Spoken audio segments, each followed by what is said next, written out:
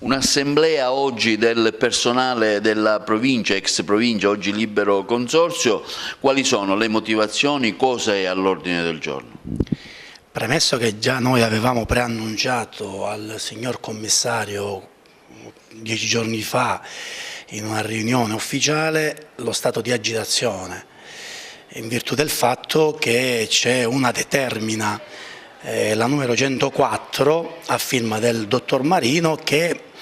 diciamo così mobilita un pochettino quelli che sono stati gli assetti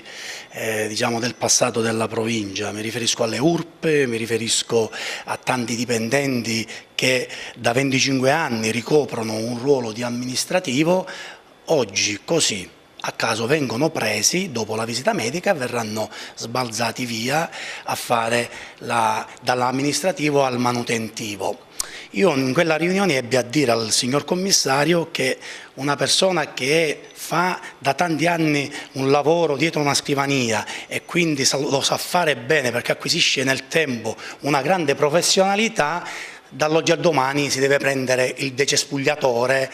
e che credo che non possa diciamo così, risolvere i problemi delle strade che da tanti anni sono abbandonate per mancanza di soldi. Io credo che oggi questa riunione serva a dare un tocco e far capire al commissario che quest'atto secondo me è impugnabile, mancano le firme dei dirigenti, per cui dico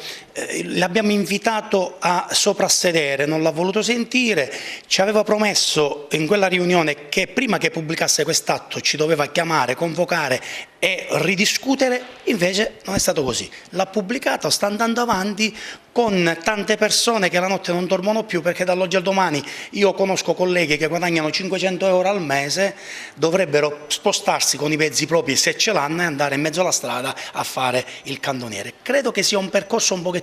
improbabile. Noi vogliamo partecipare al provvedimento di riorganizzazione e questo commissario ha adottato un atto unilaterale senza tenere in considerazione, come dice, le osservazioni dell'organizzazione sindacale. Doveva essere attivata una conferenza dei dirigenti, doveva essere attivata anche, come dice, una concertazione con l'organizzazione sindacale, cose che non sono state fatte. Tra l'altro abbiamo notizia di alcuni dirigenti che evidenziano sotto l'aspetto complessivo una problematica a questo provvedimento. Tra l'altro è un provvedimento che non è chiaro, perché non si capisce se è un atto di indirizzo oppure un provvedimento dispositivo. Quindi noi chiediamo immediatamente di fare chiarezza, chiediamo diciamo, un momento in autotutela di sospensione del detto provvedimento per discutere nel merito. Non siamo contrari alla rimodulazione dell'ente, ma noi vogliamo nella sostanza che vengano affrontate tutte le problematiche in tutti i settori, perché oggi, come molti sanno, le province non hanno più le risorse finanziarie per poter gestire la viabilità, per poter gestire anche